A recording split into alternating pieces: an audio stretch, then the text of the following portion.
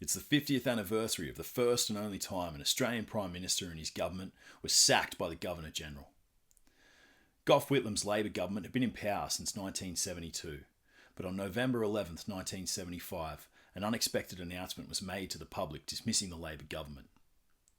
The Liberal opposition party had blocked the proposed Whitlam budget and demanded an election be called which stopped the flow of government money to public services, much like what is still happening in the US today.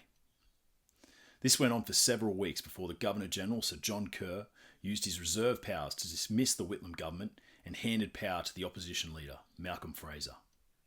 The nation was in an uproar, as a democratically elected leader was removed by the Commonwealth. But there's another important factor that was well documented. Pine Gap Military Base, not 20 kilometres from Alice Springs, commissioned by the US intelligence agencies in 1966 and became fully operational in late 1969.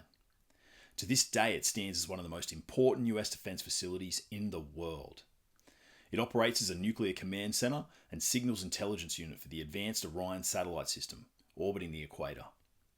The floor space of the computer room alone is said to be the size of the MCG playing field. The thing is, the Whitlam government had a lot to say about this facility back in the early 70s. During the 1972 election campaign, the progressive politician had promised to lift the lid on Pine Gap and share its secrets with all Australians. He gave a promise that he would tell the Australian public a lot more about what Pine Gap did.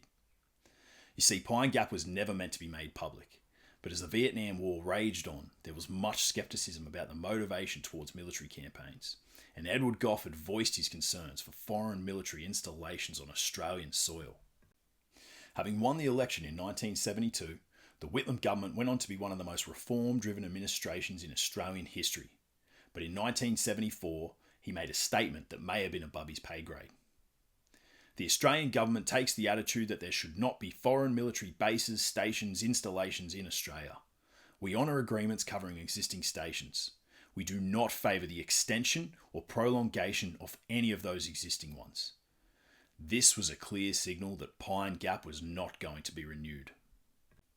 You see, the Pine Gap Agreement was due to terminate on the 9th of December 1975, and the US Ambassador to Australia, Marshall Green, met with Secretary of the Department of Foreign Affairs, Alan Renouf, and told him not extending the agreements would upset the alliance, and the Australian-New Zealand-US alliance would be called into question. It was clear the Whitlam government was a problem. Fortunately for the US intelligence agencies, less than 30 days before the termination of Pine Gap was to occur, the Governor-General sacked the Whitlam government. No mention was ever made of Pine Gap, and it may just simply be an incredible coincidence. But what do you think? Let me know in the comments below. How far would the most powerful nation in the world go to protect one of their most important international defence centres? A nuclear command centre, no less. If you're liking the content, hit the like and subscribe button and we'll be back with more soon.